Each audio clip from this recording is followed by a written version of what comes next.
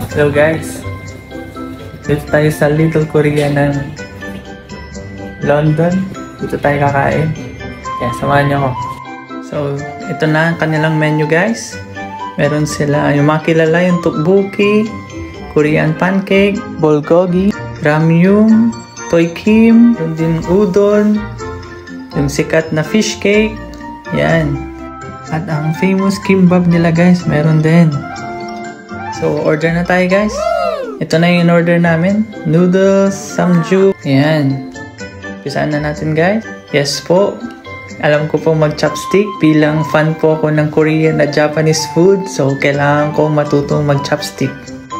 Iba kasi pagkakain ka ng mga noodles, tapos gagamitin mo chopstick. Napaka-authentic. And yes po, mahilig po ako sa samjuk. Yan po, gamay na gamay ko po yung magbalot. Lagay ng pork, ng paste. Yan. Ganyan lang ako magbalot guys. Di ko na ina-effortan. Sabay subo na agad. Naalala ko may kinakainan ako madalas na Korean resto sa malapit sa amin sa Dagupan. Which is sa Kalasyaw po. Actually, nakalimutan ko rin yung pangalan. Sorry guys, nakalimutan ko yung pangalan.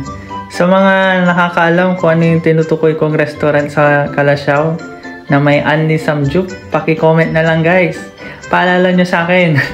Nakalimutan ko pero madalas akong kumain doon kasi napakamura ng samjuk. Unlimited pa guys. Nagsaserve na rin sila ng noodles. Tapos ang daming side dishes. So, sulit siya. Please guys, pa-comment sa mga nakakaalam kung anong pangalan ng resto na yun. Nakalimutan ko kasi. Thank you.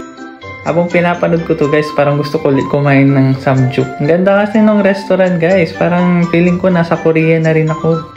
Kita nyo naman sa pagkain ko, alatang sarap na sarap ako. Ini-enjoy ko siya guys. Sabay naka-turtleneck pa ako dyan. Lakas mga Korean. Wala nang inom-inom. Diretso lamon guys. Yung noodles, lasang ano siya guys. Parang lasang kimchi yung sabaw. Marami kasing nilagay na kimchi so mas nalalasahan ko yung kimchi. Tapos may nakita pa ako yung spam dyan. So mga hotdog. Kunti lang in-order namin guys kasi ako medyo nagpabawas ako ng timbang. Lumalaki na kasi yung tiyan ko. So, yung hindi ko na alam kung nakailang subo na ako guys. Talagang diretso lang ako kumakain. Tapos yung setup nga parang nasa Korea talaga. Thank you so much guys for watching. Please keep on supporting me guys. Follow my page, Gerald #Team Lakas. And see you in my next vlog. Thank you. Bye!